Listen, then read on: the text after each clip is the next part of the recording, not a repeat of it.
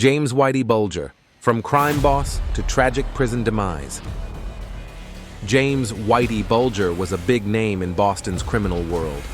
He grew up in a tough neighborhood and started doing small crimes as a kid. But as he got older, his crimes got bigger. By the 1970s and 80s, he was running the Winter Hill Gang and spreaded fear across the city. Bulger was involved in some terrible stuff. He was linked to 19 murders, and the ways his victims died were horrifying.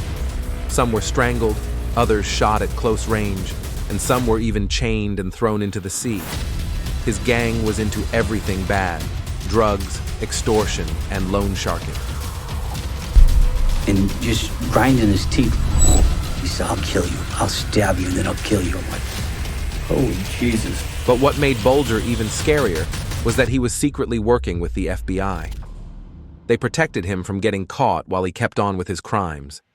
It wasn't until 2011 that they finally caught him. He got life in prison for 11 murders and more. In early 1995, and he escaped because his corrupt FBI agent handler, the key agent who was working with or for him, tipped him off. Then, in 2018, something shocking happened. Bulger, as an old man, got moved to a new prison, and within hours, he was dead. He'd been beaten so badly that his face was unrecognizable. The guys accused of doing it were no strangers to crime themselves, including Fotios Gaius, Paul J. DeCollegiero, and Sean McKinnon. These three agreed to a deal with prosecutors. They promised to tell what really happened. It's a mystery how a high-profile inmate like him ended up in a place full of dangerous criminals.